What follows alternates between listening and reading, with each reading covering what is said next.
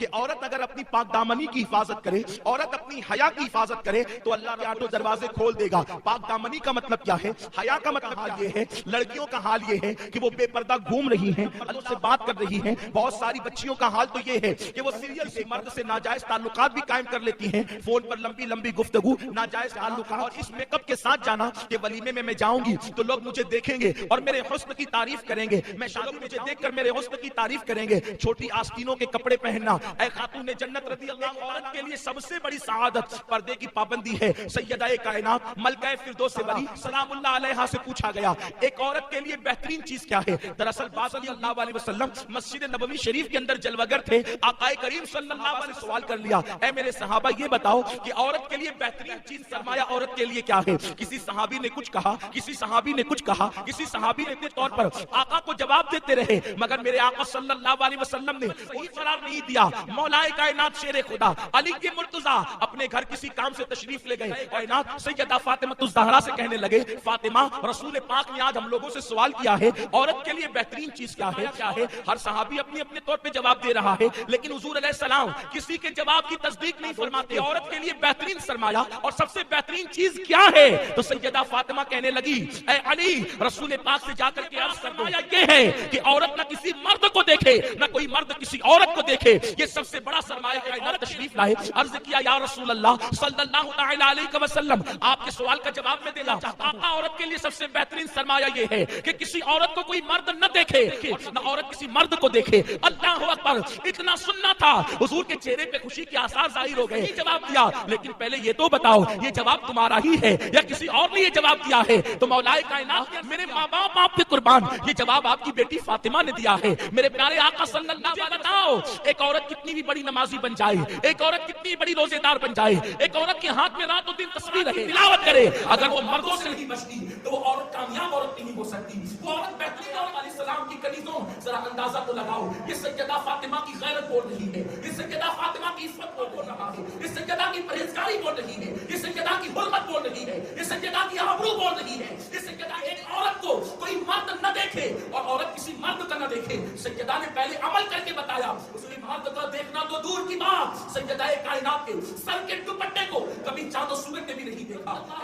की कनीजों, तो मेरे आका सल्लल्लाहु अलैहि वसल्लम फरमाते हैं, अगर औरत अपनी हया की हिफाजत करे, पाक दामन की पाबंदी के साथ जिंदगी गुजारे, अल्लाह उसके लिए जन्नत के आठों दरवाजे खोल देगा। लेकिन अफसोस की बात यह है, आजकल की बच्चियां फैशन के नाम पर है। इससे पहले भी ये मसला बताया जा चुका है कि कोहनी के ऊपर का हिस्सा, एक जवान लड़की अपनी माँ को बिला उज़्र शरई नहीं दिखा। कोहनी के ऊपर का हिस्सा जब एक लड़की जवान होकर अपनी माँ के सामने बिला उज़्र शरई खोल नहीं सकती, तो जो बच्चियां आधी आधी आस कपड़े पहनकर कभी अल्लाह अकबर फिल्मों में जा रही हैं, कभी वलीमों में जा रही हैं, कभी शादियों में जा रही हैं, कभी मैयत में जा रही हैं, बताओ उनका हाल क्या होगा?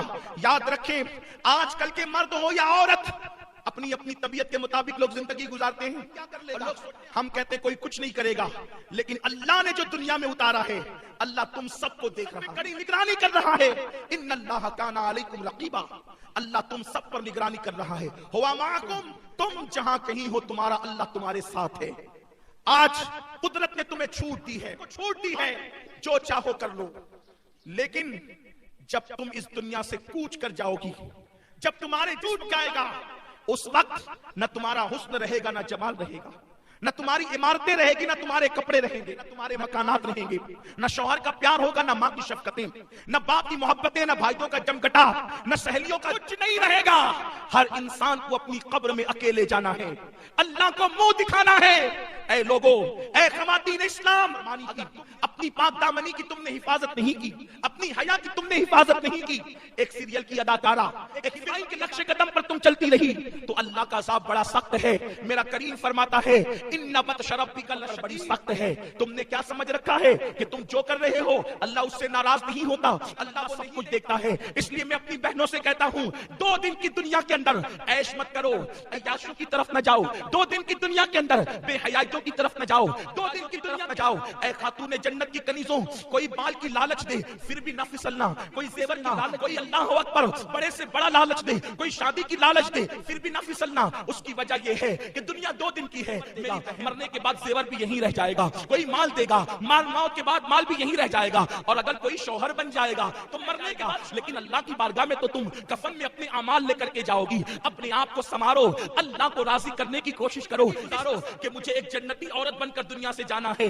मुझे एक जन्नती औरत बनकर के दुनिया से कूच करना है। तो देखें, सिर्फ 4 बातों पर औरत के लिए जन्नत के 8 दरवाजे खोल दिया मेरे सरकार ने। काश, और बहुत बड़ी बात नहीं है, बहुत छोटी सी बात है। आइए मैं तुम्हें बताऊं, कल की औरतें किस कदर अपनी पाक दामनी की हिफाजत करती थी, किस कदर हया के साथ अपनी जिंदगी को गुजारती थी। ऐ खातून जन्नत रज़ी अल्लाह ताला अन्हा की कनीजों, आज की बच्चियां तो अगर कोई बाइक पे घुमाने की लालच, फोन पर कोई लालच दे दे तो आज हमारी बच्चियां, हर बच्ची ऐसी नहीं है लेकिन अक्सर देखने में आता है बच्चियां अपनी आबरू का सौदा करने के लिए तैयार हो जाती हैं। और अखबारात भी चीख रहे हैं कि आजकल हमारे शहर में औरतों से छेड़छाड़ का मामला ज्यादा हो गया, औरतों पर लोग नौजवानों के आबरू बचाना मुश्किल हो गया, पाक दामनी से रहना मुश्किल हो गया। ऐ खातून जन्नत की कनीजों, मैं तुम्हें बताता हूं, औरत सिर्फ पर्दे की पाबंद हो जाए कि वो उस औरत पर गलत नजर डाल सके। दरअसल मक्खी उसी चीज पर बैठती है जो चीज खुली रखी जाती है। खाना खुला होगा मक्खी बैठेगी, पानी खुला होगा मक्खी बैठेगी, शक्कर खुली होगी मक्खी बैठेगी, मिठाई खुली होगी मक्खी बैठेगी। मक्खी का कसूर बर्तन हटाया है,